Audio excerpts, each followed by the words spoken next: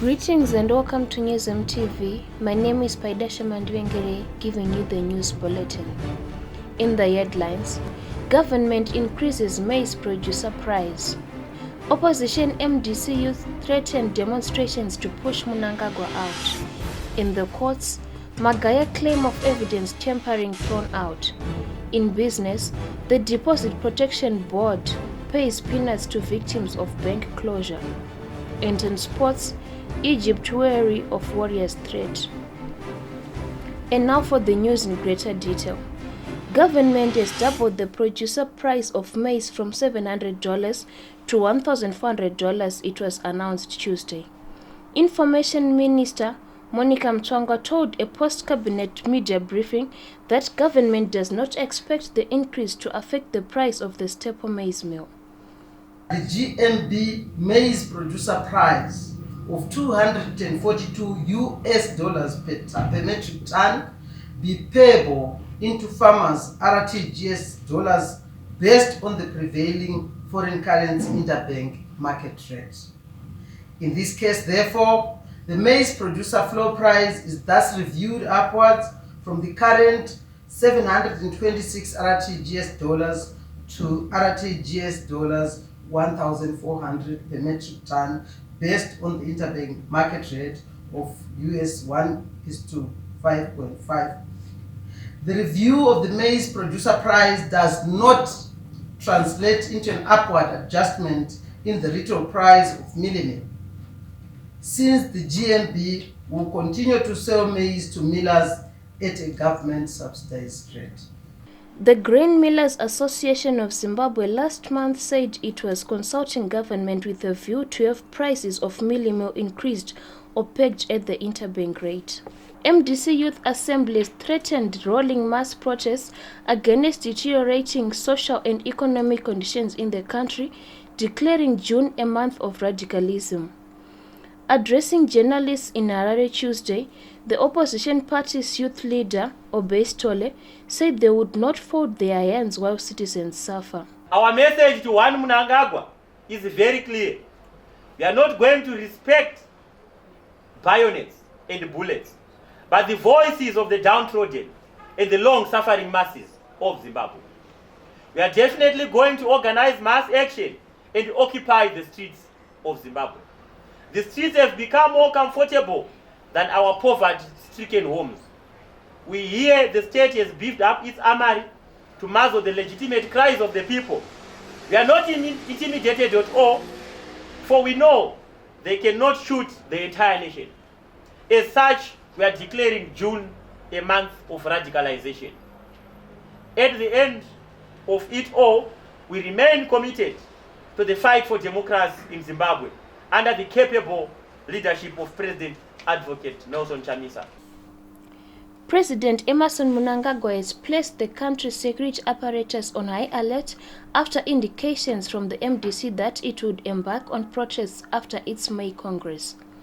Zimbabwe's economic situation has also continued to worsen, with basic commodities now beyond the reach of many, forcing citizens to the edge. New ZANU-PF National Commissar Victor Matema Danda was the most high-profile ruling party politician to personally pay his respects following the death of opposition MDC Glenville South MP Vimbai Tsvangirai Java. Vimbai was daughter to the late former Prime Minister Morgan Tsvangirai. She died on Monday after succumbing to injuries sustained in a car crash last month.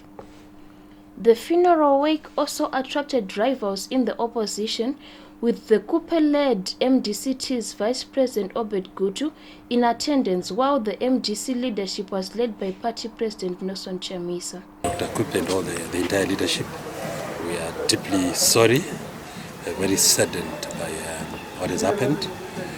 You know that Honorable Vimbai Tsvangirai was an up-and-coming politician, the daughter of our iconic and founding president, Dr. Morgan Tsvangirai. It is very devastating. At a time when we all thought that she was on the mend, that she was recovering, I was totally devastated late yesterday afternoon when I got to know that she passed on because we honestly thought that she was on her way to full recovery. I have been in touch with the uncles, Mr. Manasa Changirai and also Mr. Colin Changirai. I was in constant touch with them, and they had given me assurances that she was definitely on the recovery path. So we are deeply saddened. This is a very sad event, not only the Changirai family. You know that it's just over a year that we lost our iconic leader, Dr. Changirai, and it's also a few months that we also lost one of his sisters. It's difficult to accept, but at the same time, what can we do? We say it is God's will. President Emmerson Mnangagwa also extended his condolences to the Changirai family on the death of the legislator. Local organizations Action Aid Zimbabwe, JK Sapfungwa, and Simukai Child Protection Program have introduced an early recovery program for Cyclone Idai survivors in Chimanimani and Chipinge. The interventions are aimed at helping 5,000 people access psychosocial support and livelihood programs that include receiving agricultural inputs. According to Action Aid Zimbabwe focal person for the women-led emergency program, Peter Matimati, the organizations will also construct temporary shelters and provide learning material for school children. The Deposit Protection Corporation (DPC) is still maintaining the 1:1 rate between the local RTGS dollar and the US dollar when compensating clients whose banks closed down prior to the introduction of local currency early this year. In an interview with NewZimbabwe.com Business, DPC Public Relations Manager Allen Musadziruma said the official changes that have seen the introduction of an interbank rate had not been factored into the payments. Almost 8 banks were forced to wind down operations due to the failure to adhere to set regulations.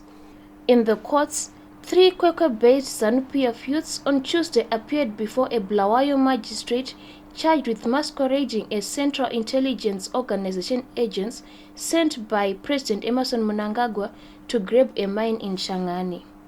Co-staff Gomo, Isaac Makore, and Tichaona Chinosengwa appeared before Magistrate Franklin Mukwananzi at the Trade Court Magistrate Court in Bulawayo, facing charges of impersonating a public officer in violation of Section 179.1 of the Criminal Law Act. Mukwananzi granted the 3 men $100 bail each, ordered them to report to Kwekwe Central Police Station twice a week, among other conditions. Still in the courts, efforts by embattled cleric Walter Magaya-led Prophetic Healing and Deliverance Ministries (PHD) to disown financial statements failed this Tuesday after Harare Senior Regional Magistrate Wosiya Mujaya ruled the church's defense lacks merit. PHD and Magaya are accused of failing to declare tax on more than $28 million revenue accumulated from 2013 to 2018. At the commencement of the trial 2 months ago, Magaya claimed the financial statements could have been tampered with by the state. The clergyman also claimed the revenue referred to in the charge was from offerings collected from congregants.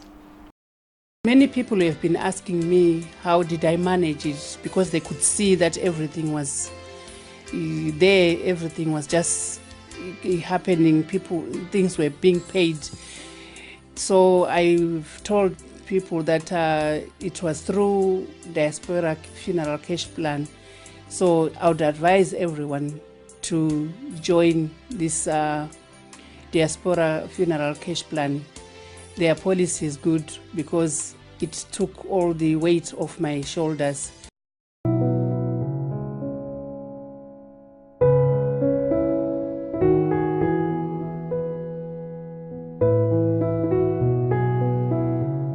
And finally in sport, Egypt's national football team assistant coach Hani Ramsey is wary of the threat posed by the Warriors after being impressed by the Zimbabwe national team's performance during their goalless draw against Nigeria in a pre-Africa Cup of Nations friendly match on Saturday.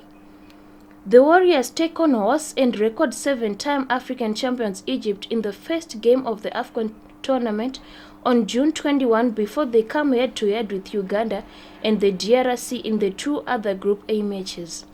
The focus of the world will, however, be on the opening match of the tournament, and Egypt's assistant coach Ramsey believes the Warriors are capable of upstaging the hosts in the tournament opener on June 21. Now the headlines once more.